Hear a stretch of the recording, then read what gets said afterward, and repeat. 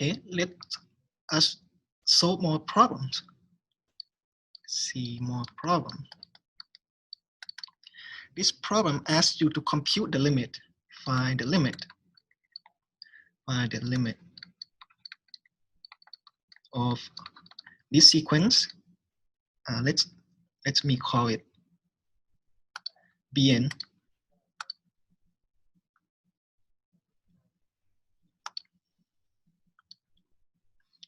Call it Bn equal to n factorial divided by n to the n. Okay. The key here is to use the key is to use the sandwich theorem.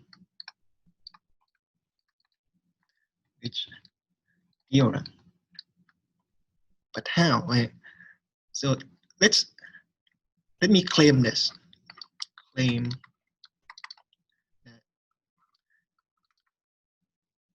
n factorial divided by n to the n is greater than or equal to 0, and also less than 1 over n.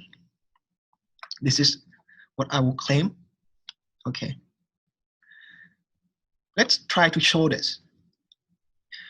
But notice that this is clear, right? It can be 0 because this is some positive number. So this is clear. Let us show this. We're going to show this side.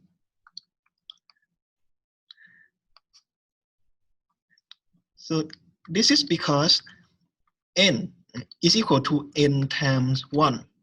Now, that's clear. And clearly is less than or equal to n. They are in fact the same thing.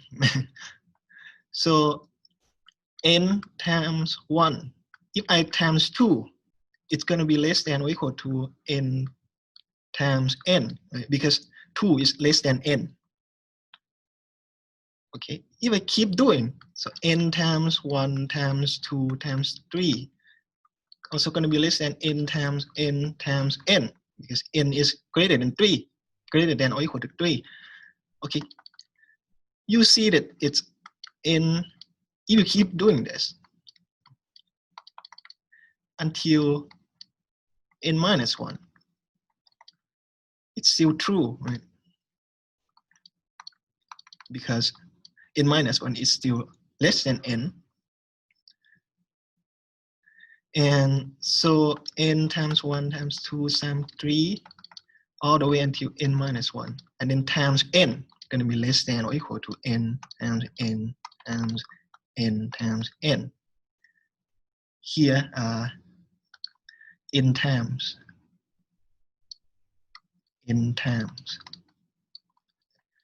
There are n times. Well, what is this? This is n times n factorial. This is what n factorial is equal to. N factorial. What is this side? N times itself, n times, that's n to the n. Okay. Good. So this implies that if I divide both sides by n to the n, it means that n times n factorial divided by n to the n is less than or equal to 1. I still have less than or equal to this side. But this means by dividing both sides by n, I get 1 n factorial divided by n to the n less than or equal to 1 over n. So the claim is shown. Right? So I just show the claim here. So check. This claim is correct. And how am I going to use the sandwich theorem? Well, this is my Bn. This is my An. And this is my Cn here.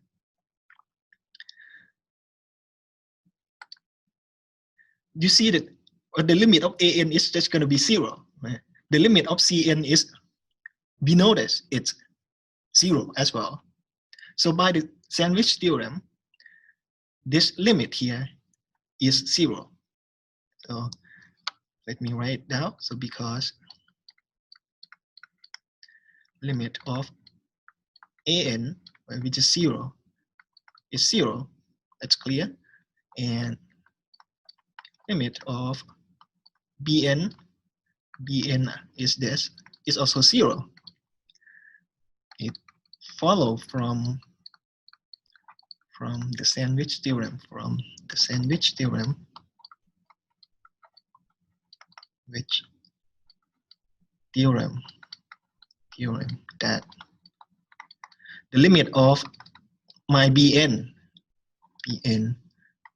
is also the same, 0. Okay.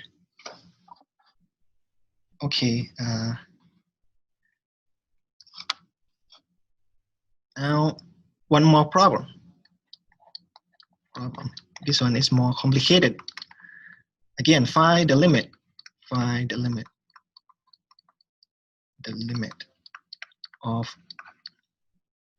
call it an, is equal to n squared divided by 2n minus 1 times psi of 1 over n. The idea here is think of an as a product of two sequences. So let's write an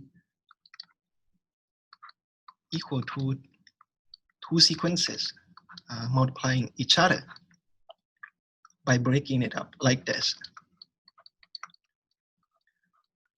This is the same thing, right? I just separate n squared to n times n here. And I'll call this one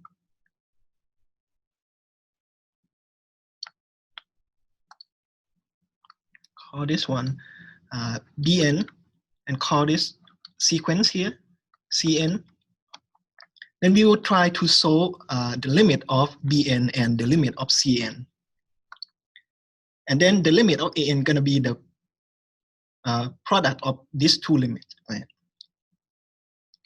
Okay, let us find limit of bn first. That's not really difficult. So bn is equal to, what I do here is I multiply both top and bottom of bn by n. So I didn't change anything. So the top is 1, the bottom is 2, right?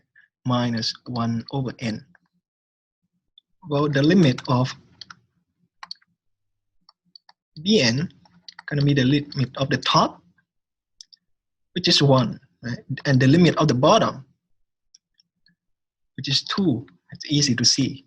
Right? By this is quotient rule, right?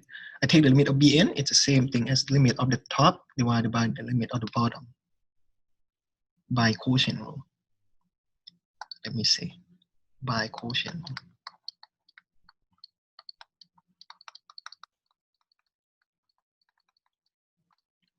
Okay. Now we find the limit of the other one, limit of cn here. Let me write down what cn is. The key here is to use L'Hopital's rule.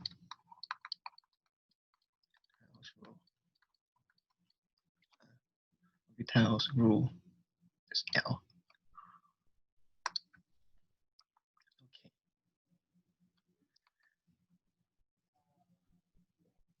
How to use L'Hopital's rule? Well, I first have to think of it as a function first, right? X psi of 1 over x.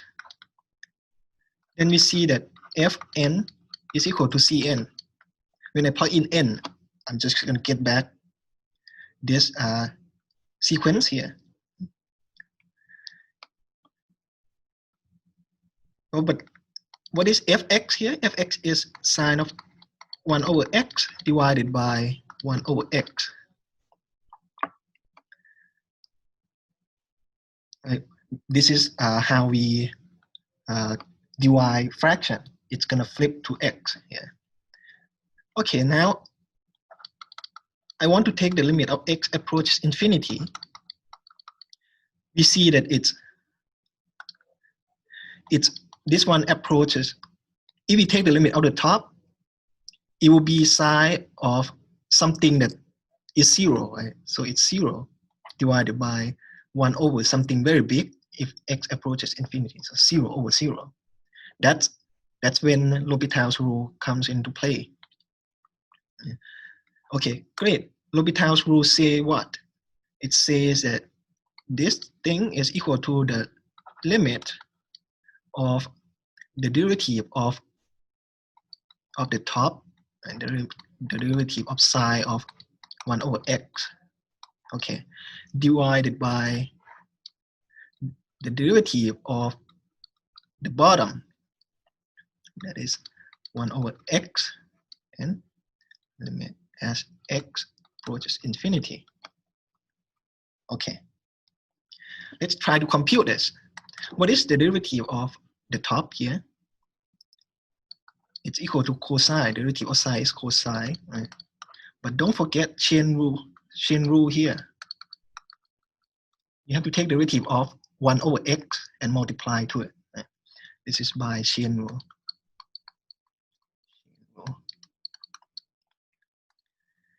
And at the bottom, gonna be this one, right? Minus 1 over x squared. That's the bottom. You see cancellation here.